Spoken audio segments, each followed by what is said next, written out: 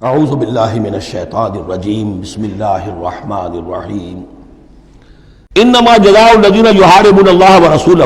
اب یہ وہ آ رہی ہے محاربے کی آیت ہے۔ اگر اسلامی ریاست ہے اور اس میں کوئی گروہ ہے جو فتنہ و فساد مچا رہا ہے، کوئی دہشت گردی کر رہا ہے، خون ریزی کر رہا ہے، قتل و غارت کر رہا ہے، راہزنی کر رہا ہے، ڈاکے ڈال رہا ہے، گینگ ریپ ہو رہے ہیں، تو ان کی سزا کیا ہے؟ انما جزاء الذین یحاربون اللہ ورسولہ۔ لیکن یہ اسلامی ریاست کی ہے جس میں اسلامی قانون نافذ ہوں۔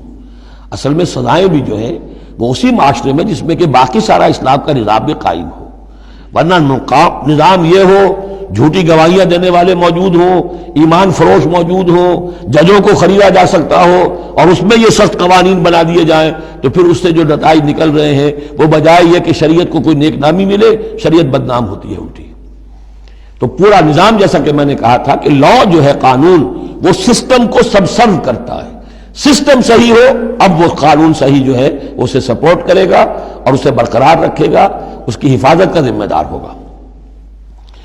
انما جزاء الذین یحاربون اللہ ورسولہ، یقیناً بدلہ ان لوگوں کا کہ جو محاربہ کرتے ہیں، چیلنج کرتے ہیں اللہ کو اور اس کے رسول کو، یعنی اسلامی ریاست کو، وَيَسْعَوْنَ فِي الْأَرْضِ فَسَادًا، اور زمین میں وہ فساد مچاتے پھرتے ہیں، ان یقتلوا، کہ انہیں قتل کیا جائے، بلکہ یقتلوا نہیں ہے یقتلوا، ان کے ٹکڑے کیے جائیں، تقتیل، یقتلوا تقتیلا، اور یسلبوا، یا انہیں سولی چاہا جائے، اور تقطع ایدیہم وارجلہم من خلاف، یا ان کے ہاتھ اور پاؤں مخالف سمتوں سے کاٹا جائے، ایک ہاتھ کاٹ دیا جائے، ایک پاؤں کاٹ دیا جائے، اور ینفوا من الارض، یا انہیں ملک بدر کر دیا جائے، ذالک لہم خزی فی الدنیا، یہ تو ہے ان کے لیے دنیا کی زندگی میں رسوائی، وَلَهُمْ فِي الْآخِرَةِ عَذَابٌ عَظِيمٌ، اور آخرت میں ان کے لیے مزید بہت بڑا عذاب ہے۔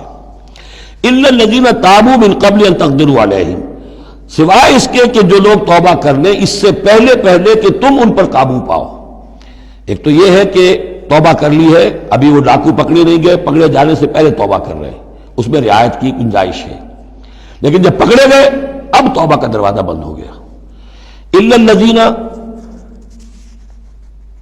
تَابُوا مِن قَبْلِ أَن تَقْدِرُوا عَلَيْهِمْ، سوائے ان کے جو توبہ کر لیں اس سے پہلے کہ تم ان کے اوپر قابو پاؤ، فَاعْلَمُوا أَنَّ اللَّهَ غَفُورٌ رَحِيمٌ، تو ان کے ساتھ نرمی کی جا سکتی ہے، تو جان لو کہ اللہ تعالیٰ غفور اور رحیم ہے۔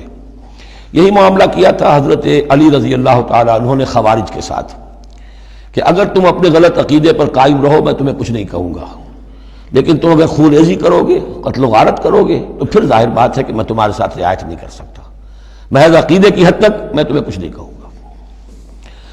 یا ایھا الذین آمنوا اتقوا اللہ وابتغوا الیہ الوسیلۃ وجاہدوا فی سبیل اللہ لعلکم تفلحون، اہل ایمان اللہ کا تقوی اختیار کرو اور اس کی جناب میں اس کا قرب تلاش کرو۔ اس لفظ نے بھی کافی لوگوں کو پریشان کیا ہے۔ وسیلے کا لفظ اردو میں آتا ہے تو ذریعے کے معنی میں آتا ہے، وسیلہ ذریعہ، کسی تک پہنچنے کا ذریعہ، سفارش کے لیے کسی کو وسیلہ بنا لیا، کسی کو ذریعہ بنا لیا۔ عربی میں وسیلہ کے یہ معنی نہیں ہے، عربی میں وسیلے کے معنی قرب ہے صرف۔ بدقسمتی سے بعض تو الفاظ ایسے ہیں کہ جو عربی میں ان کا مفہوم بالکل کچھ اور ہے، اردو میں کچھ اور ہے، بعض ایسے ہیں کہ کچھ تھوڑا تھوڑا فرق ہے۔ جیسے ذلیل کا لفظ ہے، عربی میں اس کے معنی ہے صرف کمزور، اردو میں اس کے معنی ہے کمینے کے، زمین و آسمان کا فرق آ گیا۔ جیسے کہ ہم پڑھ آئے ہیں وَلَقَدْ نَصَرَكُمُ اللَّهُ بِبَدْرٍ وَأَنْتُمْ أَذِلَّةٌ، اے مسلمانوں یاد کرو اللہ نے تمہاری مدد کی تھی بدر میں جبکہ تم بہت کمزور تھے۔ اب اگر وہاں ذلیل کا ترجمہ اردو والا کر دیا جائے تو پھر ہمارے ایمان کے لالے پڑ جائیں گے۔ اسی طریقے سے عربی میں جہل کے معنی جو ہے وہ جذباتی ہونا ہے، ان پڑھ ہونا نہیں، پڑھے لکھے جاہل ہو سکتے ہیں، جذباتی ہیں، اکھڑ ہے، اکھڑ مزاج کے لوگ ہیں، وہ غیر عالم کو جاہل نہیں کہتے، لیکن اردو میں جاہل کہتے ہیں جو ان پڑھ ہو۔ اسی طریقے سے یہ لفظ وسیلہ ہے، اس کا جو اصل مفہوم ہے قرب۔ اہل ایمان اللہ کا تقوی اختیار کرو، نمبر ایک۔ وابتغوا الیہ الوسیلہ، نہیں آگے بڑھو، اس کا قرب تلاش کرو، تقرب، اس سے نزدیک ہو جاؤ، قریب سے قریب ہو جاؤ۔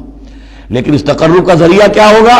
وجاہدوا فی سبیلہ لعلکم تفلحون، اس کی راہ میں جہاد کرو تاکہ تم فلاح پاؤ۔ اس سے بات بالکل کھل گئی، تقوی اور تقرب اللہ کے لیے جہاد۔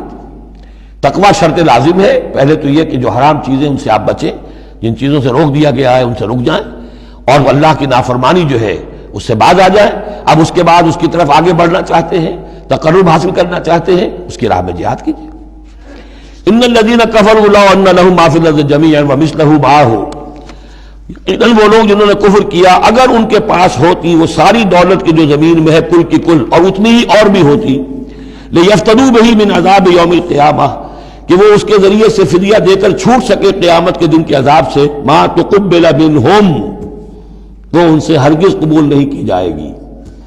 یہ بھی تعلیق بالمحال ہے، نہ ایسا ہوگا نہ ممکن ہے، لیکن یہ کہ آخری درجے میں اس کو بیان کر دینا کہ اگر اتنی دولت بھی ہو تب بھی اللہ کے ہاں وہ فدیہ جو ہے قبول نہیں ہوگا۔ وَلَهُمْ عَذَابٌ عَلِيمٌ، اور ان کے لیے تو دردناک عذاب ہے۔ يُرِيدُونَ أَن يَخْرُجُوا مِنَ النَّارِ وَمَا هُمْ بِخَارِجِينَ مِنْهَا، وہ چاہیں گے کہ آگ سے کس طرح نکلیں لیکن نکل نہیں پائیں گے۔ وَلَهُمْ عَذَابٌ مُقِيمٌ، اور ان کے لیے ہوگا قائم رہنے والا عذاب، مسلسل دائم اور قائم۔ صدق اللہ العظیم۔